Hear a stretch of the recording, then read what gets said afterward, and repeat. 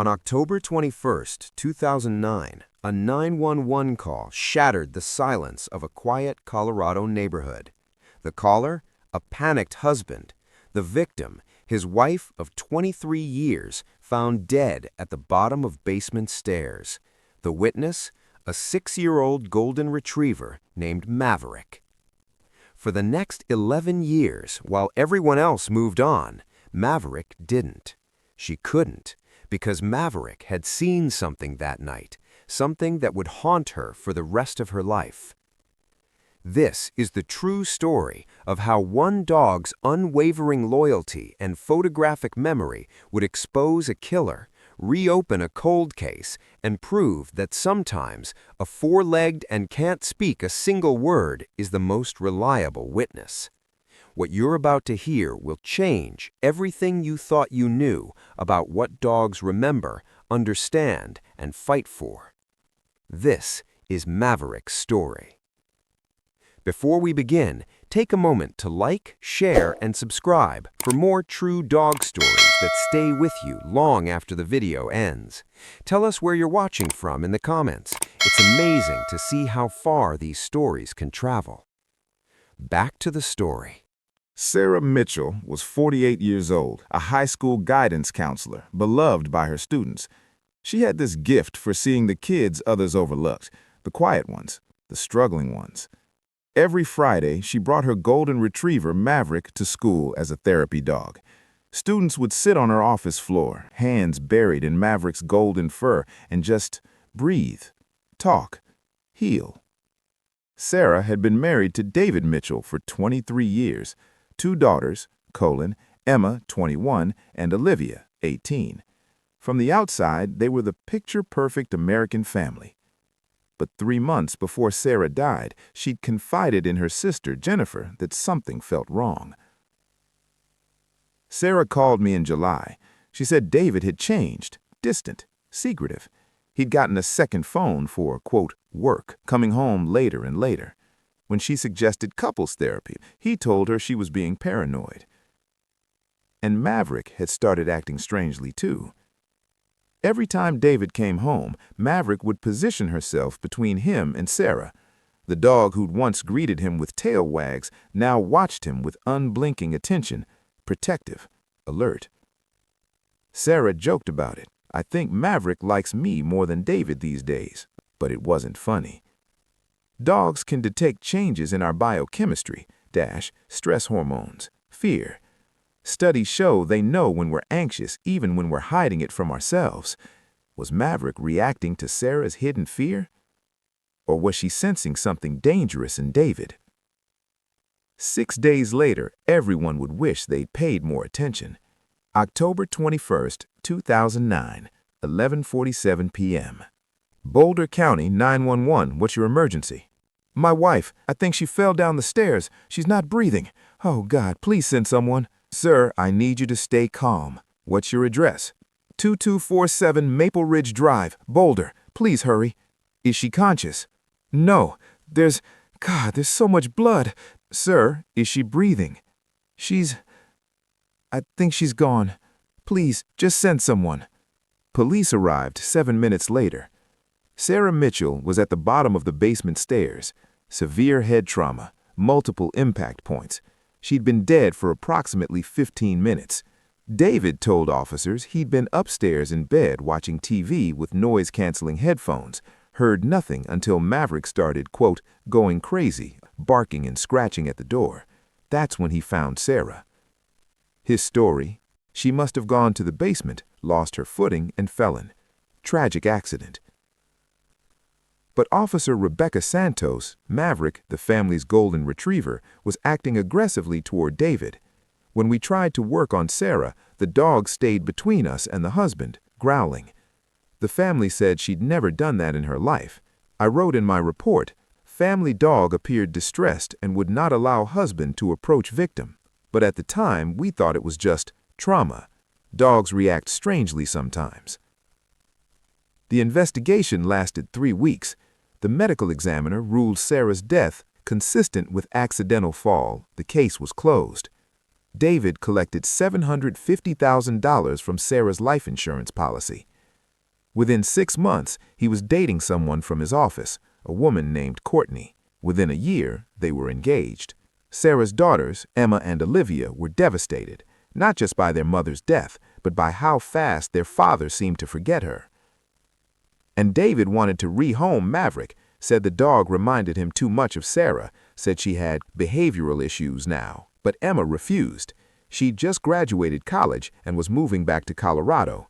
She took Maverick. I thought having Maverick would be comforting, a piece of my mom, you know. But Maverick, she wasn't the same dog anymore. She was depressed, withdrawn. She'd stare out windows for hours like she was waiting for someone who'd never come home. For 2 years, Maverick lived quietly with Emma, until David visited. The moment Maverick saw him, she transformed, hackles raised, that same guttural growl from the night Sarah died. She'd position herself between Emma and David, refusing to let him approach. Emma took Maverick to an animal behaviorist. Maverick's behavior was specifically targeted at one person, David Mitchell. This wasn't generalized anxiety. This was a trauma-linked response. In my professional opinion, Maverick witnessed something traumatic involving David at the scene of Sarah's death. Emma started to wonder, what if her father had killed her mother? But what could she do? The case was closed, and all she had was a dog who didn't like her dad. That wasn't evidence. Or was it? What happened next would change everything. June 2012.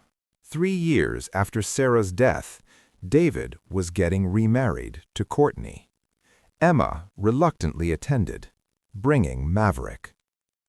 During the reception, Maverick was outside on the patio. David stepped out for air. The moment Maverick saw him, she lunged, pulling Emma toward the venue's basement stairs.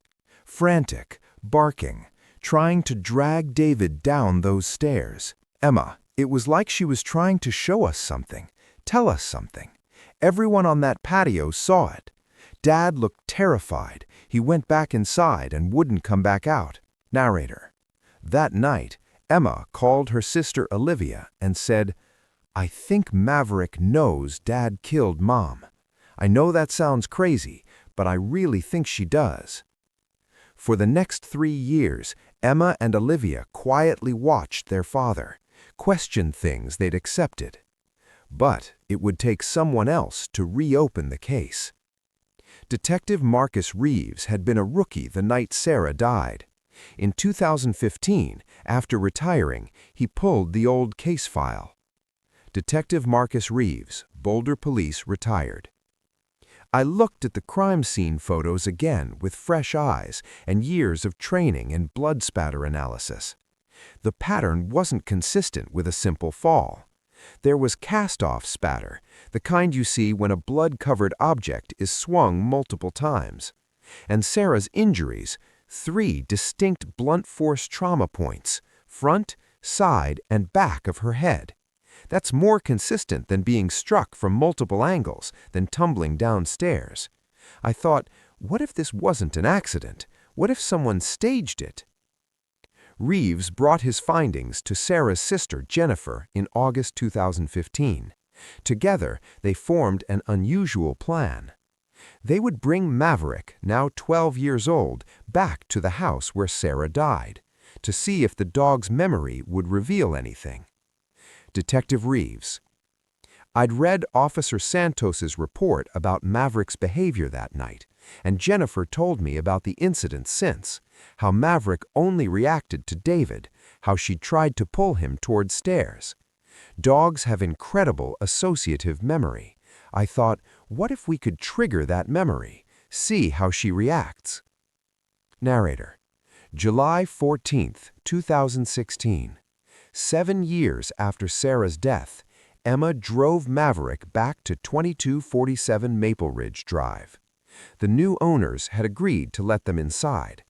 Dr. Allison Grant, a forensic psychologist specializing in animal behavior, came to observe. Maverick walked through the living room, no reaction. Through the kitchen, nothing. But when she reached the basement door, she stopped, sat down, stared. Emma. She walked down those stairs so slowly, like she was walking through a memory. When she got to the spot where Mom died, she lay down, put her head on her paws, and wouldn't move. I was crying. I said, "Mav, it's okay. Mom's not here anymore." But she just lay there, grieving all over again. Then Detective Reeves did something unusual. He'd brought a jacket David had worn the night Sarah died, stored in evidence, never analyzed because the case was ruled accidental. He laid it at the top of the basement stairs. Maverick's reaction was immediate. Emma. Maverick stood up fast, faster than I'd seen her move in months. She ran up those stairs, grabbed the jacket in her mouth, and dragged it back down to where Mom died.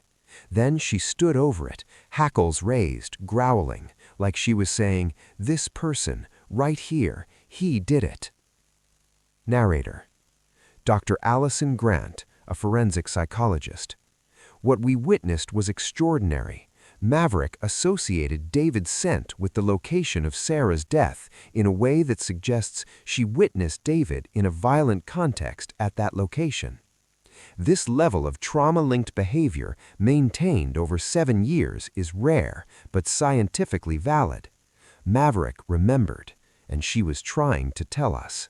Based on this demonstration and Reeves's forensic findings, the Boulder County DA agreed to reopen Sarah Mitchell's case in September 2016. The new investigation uncovered 3 critical pieces of evidence. First, the forensic evidence.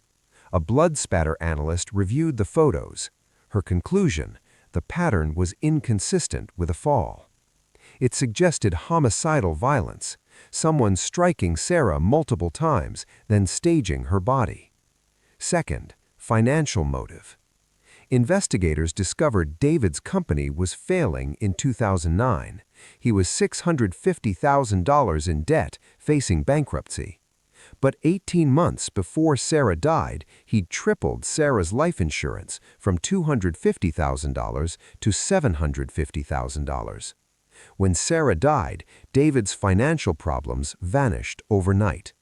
Third, digital evidence. A warrant for David's old phone records revealed something damning. At 11:32 p.m., 15 minutes before he called 911, David searched, "How long does it take to die from head trauma?" He'd also been having an affair with Courtney for 2 months before Sarah died. Emails showed him writing, "I wish I could just start over, clean slate." On March 8, 2017, police arrested David Mitchell at his home in Arizona and charged him with second-degree murder. His defense? The evidence was circumstantial. The blood spatter could be interpreted multiple ways. The affair didn't make him a killer. And that dog behavior? Junk science, inadmissible, meaningless. The trial began in January 2018. The prosecution had forensic evidence, digital footprints, financial motive, and the affair. But they didn't have an eyewitness. Except they kind of did. And in a highly unusual move, they asked the judge to bring Maverick into the courtroom. Stay with me. What happened next stunned everyone in that room. The trial of David Mitchell was one of the most watched in Boulder's history. The prosecution called expert after expert. The blood spatter analyst testified about homicidal violence. The financial crimes detective walked through David's crushing debt and the life insurance payout. Digital forensics showed his suspicious Google searches. Even Courtney, now his wife, tearfully admitted to the affair that started before Sarah died. The defense fought back hard with their own experts, arguing everything was circumstantial. On day 6 of the trial, the prosecution made their unusual request. They wanted to bring Maverick into the courtroom, not as evidence, but as, quote, demonstrative context for Dr. Grant's testimony about animal behavior. The defense objected furiously. "This is a circus. A dog cannot testify." But the judge allowed it with strict limits. The dog will simply be in the room. If she reacts, she reacts. If she doesn't, she doesn't. On January 23, 2018, Emma brought Maverick, now 14 years old, into the Boulder County Courthouse. I was terrified, not of what would happen, but of putting Maverick through this one more time.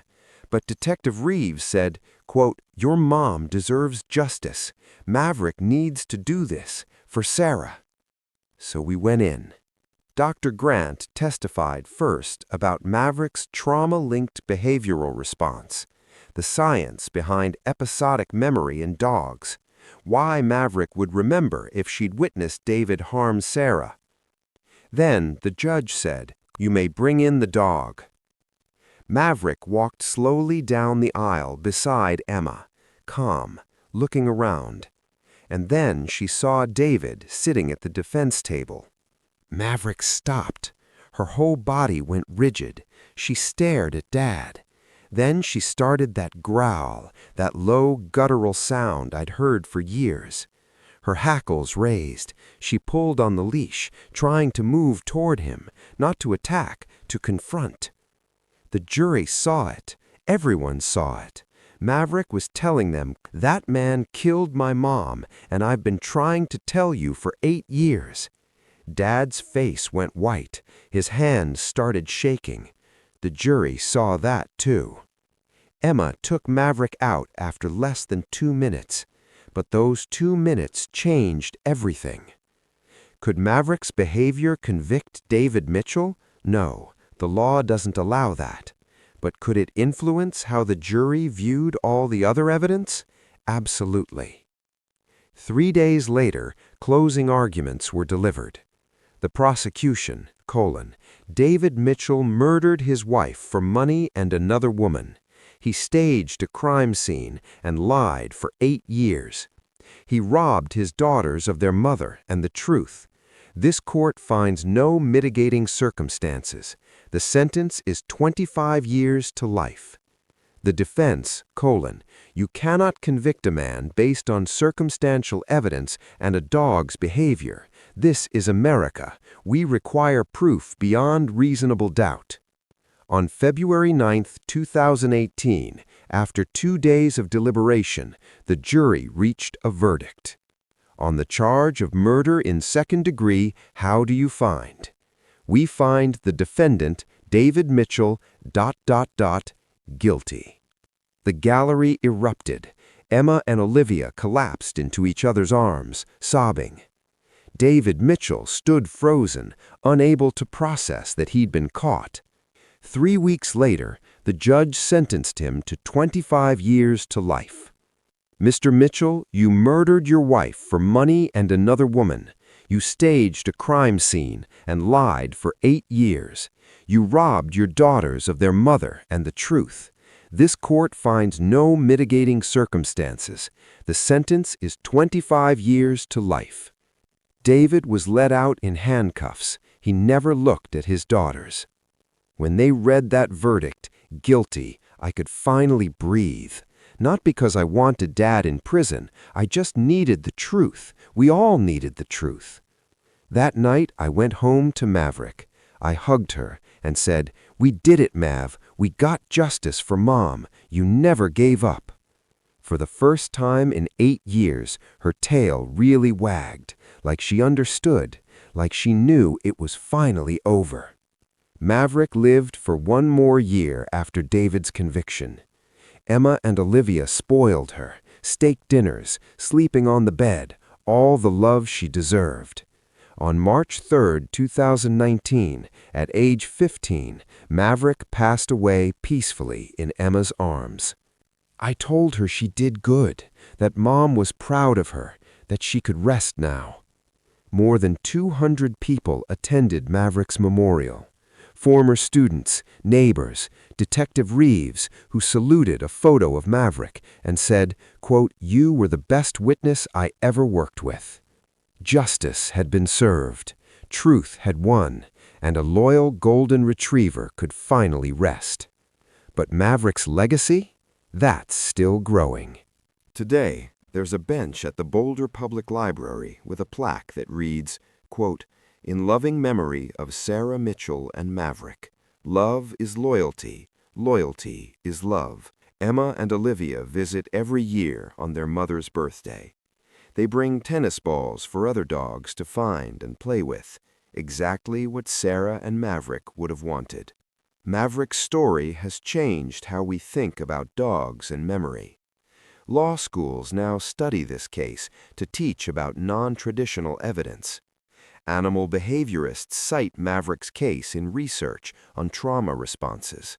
Several cold cases have been reopened based on persistent animal behavior. But perhaps Maverick's greatest legacy is simpler, : she reminds us that dogs aren't just pets. They're witnesses to our lives. They observe, they remember, and in their own way, they understand far more than we give them credit for. Maverick couldn't speak, she couldn't testify, but her loyalty spoke louder than words ever could. People ask if I've forgiven my father. I don't know. What I do know is Mom is at peace now. The truth is known, and Maverick lived her final year knowing she'd done what she set out to do. If there's a heaven, Mom and Maverick were there together now, playing with tennis balls, laughing, free. Thank you for staying with me through Maverick's incredible journey. If this story moved you, please like this video and subscribe to our channel for more true stories about remarkable dogs and the unbreakable bonds they share with us. I'd love to hear from you. : have you ever had a dog who seemed to understand more than we thought possible? Share your stories in the comments below. Hug your dogs a little tighter tonight. They're paying attention, they're remembering, and they love you more than you'll ever fully understand. This has been the story of Maverick. Never forgot, never gave up, and changed everything.